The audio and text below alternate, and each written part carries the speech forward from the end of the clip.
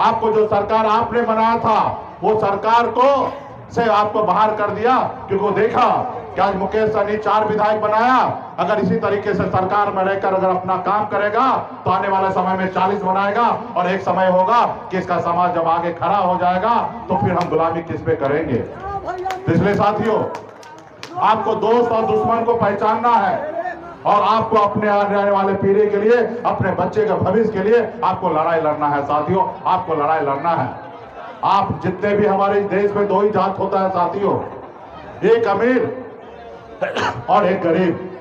अगर आप गरीब हैं, जो भी जाति धर्म के लोग हैं, आपस में भाईचारा बनाने का काम कीजिए और आपस में एक साथ खड़ा होइए, अपने हक अधिकार के लिए संघर्ष कीजिएगा, तब साथियों आपको हक अधिकार मिलेगा।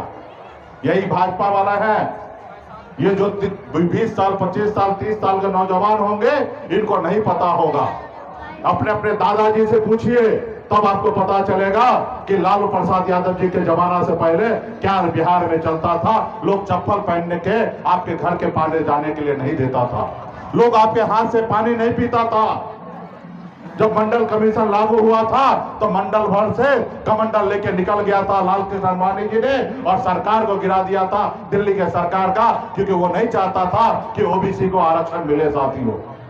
लेकिन आज आप लोग झूम झूम कर आप उनके गुणगान गाते हैं, और जबकि आपको ये नहीं पता है कि आपके आने वाला नस्ल का दुश्मन है वो आदमी, दुश्मन है आपको। लेकिन आपको लगता है कि 5 किलो चावल ही विकास है।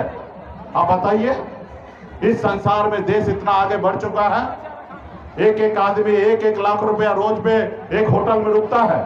इस दुनिया में एक रात रुकने का लिए 40 लाख रुपया देता है होटल में, ऐसी दुनिया बन चुका है। और वहां पे आप 5 किलो चावल को आप विकास मानते हैं। लोग 5 किलो चावल देते हैं और आप अपना वोट उनको बेच देते हैं साथियों, उनको बेच देते हैं। वो चावल भी आप ही का है, कोई वो चावल अपने बाबूजी का घर से नहीं देते हैं, क्योंकि देश का मालिक आप है, और वो देश का संपत्ति में से अगर सरकार कुछ भी देता है तो वो संपत्ति आपका है साथियों, वो आपका अधिकार है।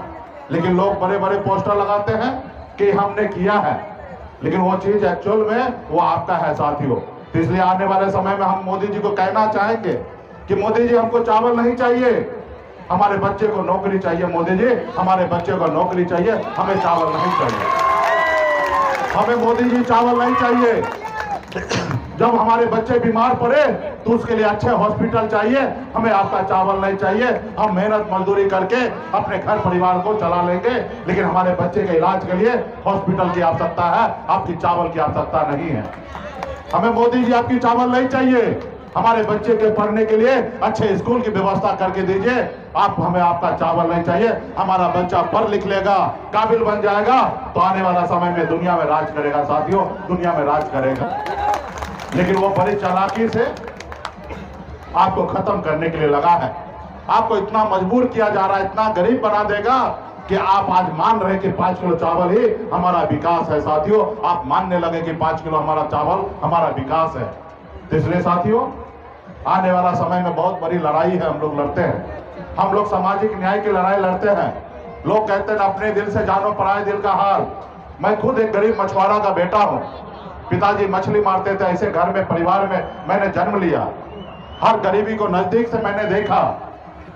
18 साल की उम्र में, जिस उम्र में अपने परिवार के साथ रहना होता है, उस उम्र में गांव को छोड़कर मुंबई जैसे शहर चला गया, वहां मेहनत मजदूरी किया।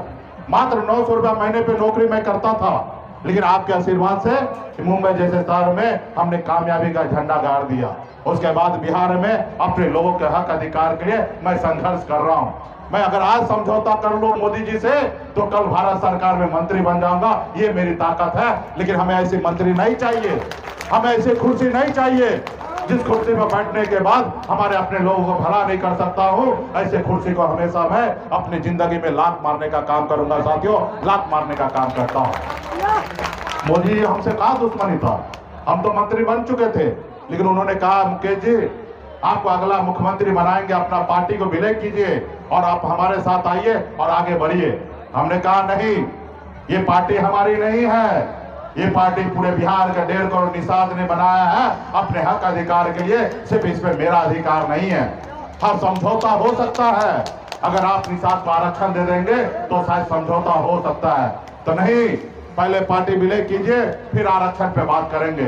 हमने कहा नहीं, हम मलाह का बेटा है, जाल में मछली को फंसाते हैं, जाल में फंसते नहीं है।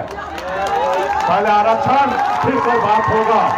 लेकिन मोदी जी को बुरा लग गया कि आज आज का नौजवान हमारी बात नहीं मान रहा, तो हमारी पार्टी को तोड़ लिया, खत्म कर लिया। तो उससे हमें कोई फर्क नहीं पड़ा, हम संघर्ष करेंगे, लड़ाई लड़ेंगे।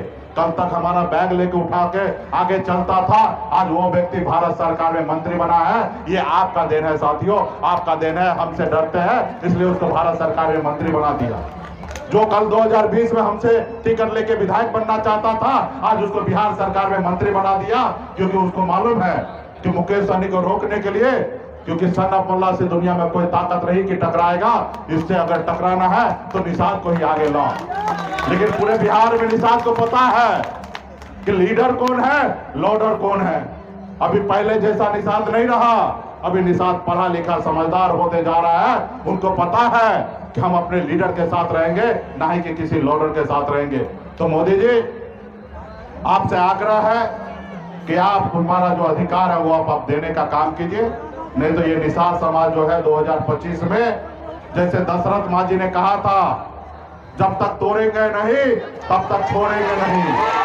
इसलिए मोदी जी सुन लीजिए, ये निषाद का आवाज है, जब तक तोड़ेंगे नहीं, तो जोर से बोल दीजिएगा ना, जब तक तोड़ेंगे नहीं। तो ये बात है साथियों, बहुत बहुत धन्यवाद। और मैं फिर से आग्रह करूंगा, मल्ला मुकेश सहनी की ओर से नमस्कार, प्रणाम साथियों। ऐसे तो पूजा का समय है, मेला का मंच है, ये कोई पॉलिटिकल मंच नहीं है। और मैं ठहरा नेता, तो निश्चित तौर पे थोड़ी बात हम लोग राजनीति का कर लेंगे, लेकिन सबसे पहले हम सामाजिक काम करेंगे, एक हमारे उद्देश्य के बारे में बात करेंगे। तो मैं आप सभी को बहुत बहुत धन्यवाद देता हूं कि आप लोगों ने हमें बुलाया है, इसके लिए तहे दिल से मेला कमेटी के सभी सदस्यगण को बहुत बहुत धन्यवाद देता हूं। साथियों, हम लोग इस सभा में सभी जाति सभी धर्म के लोग हैं, और ये देश जो है ये आपका है। ये देश पहले गुलाम था, इसमें राजा महाराजा का शासन हुआ करता था। अधिकार के लिए संघर्ष कीजिए, अपने भाईचारा बना के रखिए, सभी जाति धर्म के साथ अच्छे संबंध बनाइए। ये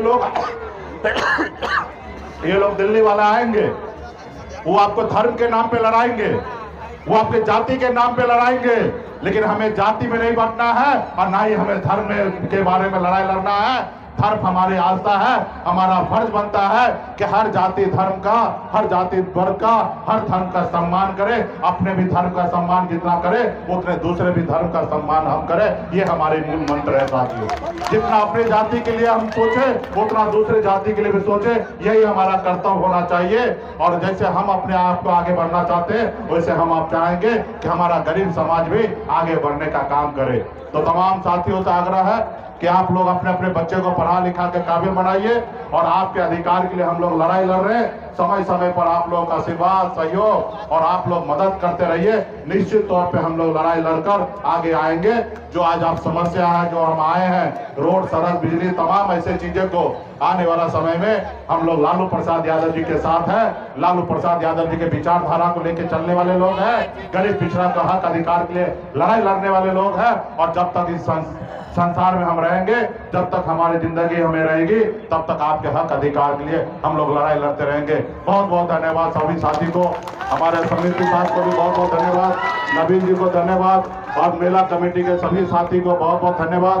और आप एक कभी हमारे साथी बहुत अच्छा भाषण दे रहे थे, कहाँ चले थे वो है ना, धर्मेंद्र जी, हाँ बहुत बहुत धन्यवाद। आप लोग बहुत अच्छा अपने बात रखा था, और इस क्षेत्र में आप सभी लोगों को साथ अपने भाईचारा बना के सभी को सीख दिलाइए। बहुत बहुत धन्यवाद। हेलो, मुकेश सहनी जिंदाबाद।